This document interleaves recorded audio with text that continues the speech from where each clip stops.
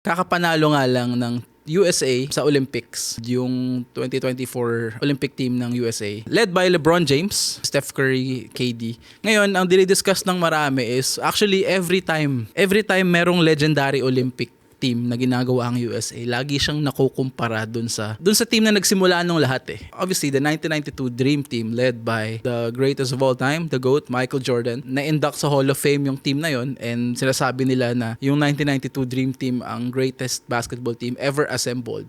So, ang nangyayari tuloy niyan, every time na magkakaroon ng legendary team or sobrang stack na US Olympic team, laging nako-compare doon. And then nagkakaroon ng mga discussions kung paano kung naglaban tong dalawang to, mananalo ba yung Dream Team na to? Mananalo ba yung tong team na to? Kagaya na lang nung 2008 team nila Kobe Bryant, yung 2012 team nila Kobe and LeBron, kinukumpara lahat. Ngayon, i-discuss natin yung personal thoughts ko dun sa laban na yon. Obviously, gusto ko lang i-take note na kahit anong sabihin ko dito, hindi natin malalaman yung tamang sagot. Ano lang talaga siya sa isip natin. And I guess it's good to talk about para sa ating mga basketball fans, di ba? Magbigay tayo ng mga facts, ng mga ito yung tingin natin, personal opinion. Pero at the end of the day, kailangan nyo tandaan na hindi talaga natin malalaman kung sino yung mananalo between these teams kasi wala naman chance na maglaban talaga to.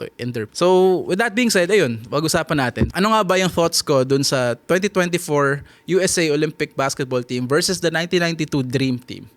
So, tingnan natin yung lineup. Maraming factors kasi kung titingnan natin yung lineup ng the Dream Team, obviously maraming legends dito. Diyan si Magic Johnson, si Larry Bird, si Michael Jordan obviously, and then sila Scottie Pippen, Christian Laettner, si David Robinson, Patrick Ewing, Charles Barkley, Karl Malone, Clyde Drexler, John Stockton, Chris Mullin, and then yung coach nila si the late Chuck Daly. And then yung 2024 naman na Olympic team ng USA, led by LeBron James, Steph Curry, Kevin Durant, Jason Tatum, Devin Booker, si Anthony Davis, si Bam Adebayo, Jrue Holiday, Joel Embiid as their naturalized player, Tyrese Haliburton, Derek White, and si Anthony Edwards. Ang isa sa mga factors dito na nakikita ko is magkaiba kasi yung rules ng game. So, ang unang-una, obviously, anong rules ba yung lalaroin natin?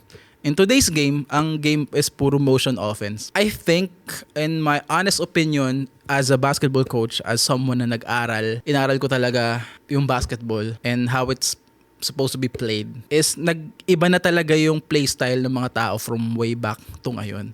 Ngayon is more on outside shooting, fast-paced. Hindi na siya half-court set parang puro takbo na siya.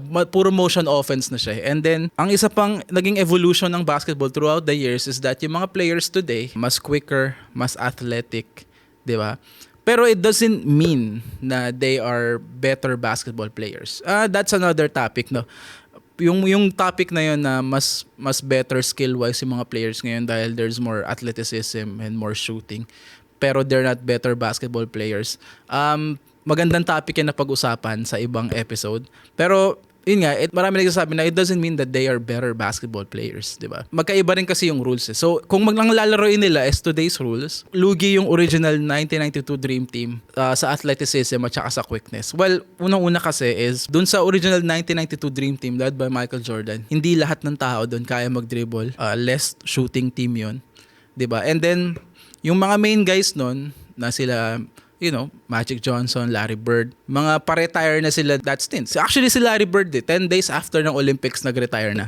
And then si Magic Johnson, last year na niya, in 1992, nag-retire na siya. Obviously, bumalik siya later on, pero, di ba, those are like players, legendary players, yes, pero nasa end na sila ng career nila during that time, di ba? Habang ito namang 2024, you could say na si LeBron ay almost 40 na, pero he's still playing at a high level, di ba? Nag-average pa rin siya ng almost triple-double. Parang yung athleticism niya hindi nagsuslow down, di ba? Like kung iisipin mo yung kagaya ni Kevin Durant na 7 foot tall na kaya tumira from kahit saan, sobrang bilis, sobrang haba. Like, sino sa original Dream Team ang kayang bumantay sa kanya ng one-on-one? Diba? On a fast-paced game. Oh, you could say Scottie Pippen, maybe. Arguably, Scottie Pippen is one of my favorite players, I think. Kaya niya i-hold off, but then again, sobrang daming firepower ng Dream Team. Sinong babanday kay Steph Curry? Kayang tumira ng ganong kalayo, diba? Joel Embiid right now is better than Patrick Ewing. Diba? You could say that. Diba? Marami. Kung lalaroin nila yung rules ngayon na, puro motion offense, walang hand check, mas mabilis, mas fast-paced yung game, I think malaki yung chance nila na matalo yung 1992 Dream Team. Pero kung lalaroin naman natin ay yung rules ng 90s kung saan half-court set, walang defensive 3 seconds, slow pace yung game, mas physical, mas nasa ilalim yung laro. I think yung mga big man naman ng 1992 Dream Team ay masyadong physical compared sa mga big man na meron tayo ngayon sa 2024. First of all, si Charles Barkley, undersized siya at 6'6 lang yata siya as a power forward. Pero yung playstyle ni Charles Barkley is parang almost bully basketball para sa isang undersized Alam natin si Charles Barkley, kayang-kaya niya tong sila Anthony Davis kung popostehan lang in his prime. But then again, the topic relies on, marami nagsasabi na Michael Jordan is enough. Having MJ there is enough. As much as ako ay Michael Jordan fan na naniniwala ako doon. Gusto ko lang syempre magbigay ng reasonable na opinion at conversation dun sa bagay na yun. Jordan being my GOAT, my greatest of all time. I think offensively kayang-kaya niya siguro kahit sino dun sa 2024 team. Ang isa pang naging usapan dito sa topic na to is magiging ibang usapan siya kung ang pag-uusapan natin ay prime for prime.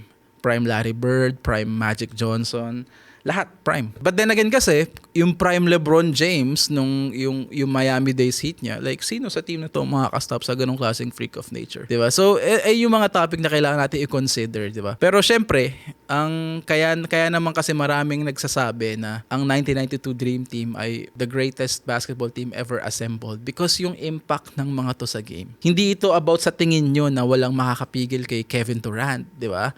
Walang mas malaki kay Joel Embiid, sinong hahabol kay Steph Curry, sinong kayang makakip up kay Anthony Edwards, yung ganong klaseng athleticism. Pero yung impact kasi individually, kaya legend yung team na to. Tandaan nyo na ito yung team na to ang nagbukas ng international basketball. At simula nung 1992 Olympic, itong Olympic team na to ang naging dahilan kung bakit dumami ang mga European at international players sa NBA. Yung impact na to, ganun sila ka-legendary na even yung mga kalaban nila nagpapapicture sa kanila. Ito ganun yung naiambag nito sa basketball na siguro hindi natin matatawaran. Kaya sinasabi ng mga tao na ito yung greatest team ever assembled. Personally, yung tingin ko doon, it's more than basketball kasi. More than yung game, yung skills nila. Hindi ibig sabihin na, diba, hindi yung skills nila yung nagpa-legendary sa team nila, but yung impact nila individually na pinagsama-sama collectively at yung nagawa nila together para sa basketball worldwide, diba? And then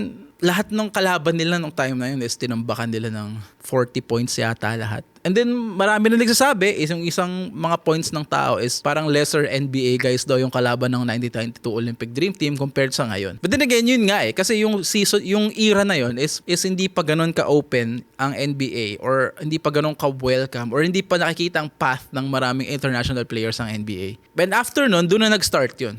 But then again, you can also make a case nung natalo sila LeBron dun sa Greece sa 2006 ba, 2004.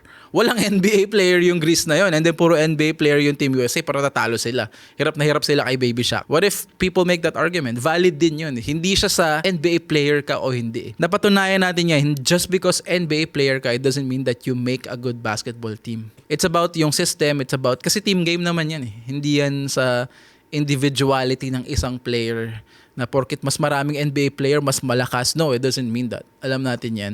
Maraming European teams dyan na walang NBA players pero sobrang lakas dahil sa system, sa chemistry, at sa marami pang bagay. So yeah, yung mga ganitong topic, I guess it's good to talk about. Marami pa tayong pwedeng mabanggit pag-usapan about dito. Pero yun nga, kailangan nyo tandaan, at the end of the day, conversation lang to. Nagpapalitan lang tayo ng thoughts bilang fan. Ito lang yung observation natin, ito yung napanood natin, ito yung breakdown natin sa mga playstyle nila at skill set. But at the end of the day, walang tama sa atin. Kahit kaninong opinion man, walang tama kasi hindi natin malalaman yung result sa mga ganitong klaseng game. But then again, ito, mangyayari pa to for the years to come. Pero ang magandang iwanan ko lang dito is para lang maintindihan ng tao kasi yung impact ng 1992 Dream Team at kung anong klaseng legacy yung iniwan nila. Yung fact lang na every time magtatayo yung USA ng isang Olympic team na parang hine-hail as ito yung best na mailalabas ng USA. Bakit laging nakukumpara sa 1992 Dream Team? Yun lang, tandaan nyo, bakit all over the years, lahat ng teams na binuo nila sa 1992 Dream Team kino-compare. Kasi ganun kalaki yung impact na nagawa, ganun kalaki yung legacy na nagawa ng 1992 Dream Team. Pero yun lang, medyo tatapusin ko na yung conversation.